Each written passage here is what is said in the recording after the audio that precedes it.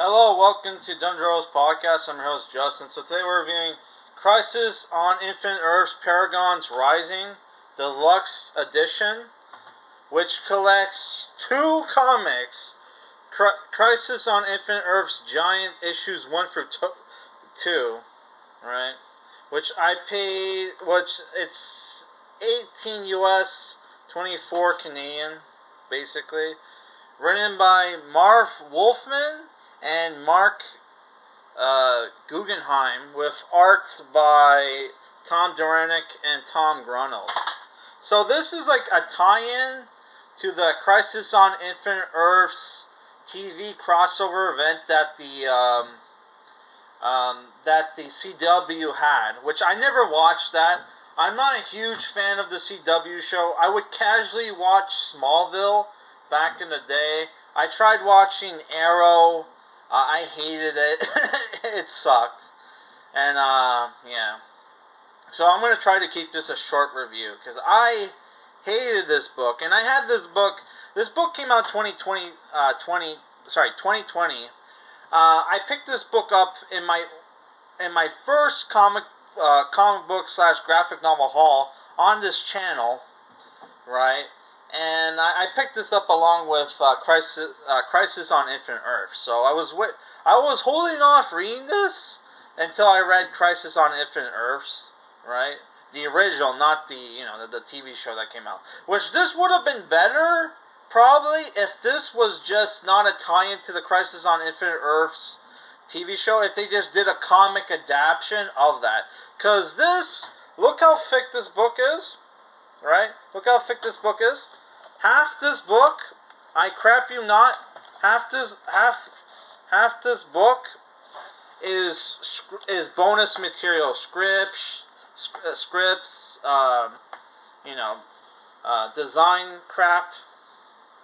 It is insane that like half this is like concept art. Half this book is like concept art.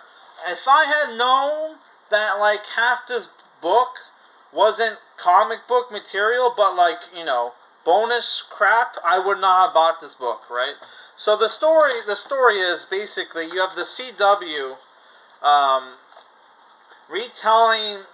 retelling Crisis on Infinite Earths, but with like generic characters, with crappy characters that you don't give a crap about, right?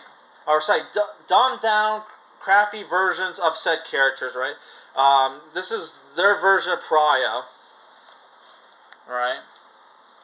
So yeah, like the first issue is you get introduced to the team, which is like Ray from Earth X. You have this version of Harbinger.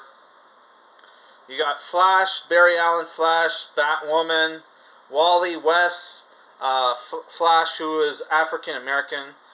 This chick who is a hacker, who is like Green Arrow's wife and girlfriend, and you got the Atom, right? I don't know who this chick is, right? So they're working with the Monitor, trying to stop the Anti-Monitor by capturing the antimatter version of Pariah, which was not in the. There was no antimatter version of Pariah, right? And while that's going on, this chick is being super annoying, demanding that Anti-Monitor help bring back Oliver Queen, right? Who becomes the new Spectre, right? And here's the Anti-Monitor. She even throughout the comic she screams at everybody. From everybody from the Monitor to Phantom Stranger to even the Guardians of the universe on Oa, the Guardians, right? It is really crappy. I will say I like the art. Not a fan of a lot of the character designs. Though I think their versions of the Shadow Demons is fine. The Shadow Demons are okay. Alright? Yeah. So in the second story, second comic, you have John Cryer Luthor, who's probably the worst Luthor of all time. I haven't even seen Supergirl, and I can tell you, John Cryer is probably the worst Luthor ever. Um, escapes from the Wave Rider, which is Antimatter's ship. He gets recruited by a bunch of Luthor clones from the multiverse, and he tells them, "Hey, go fuck yourself.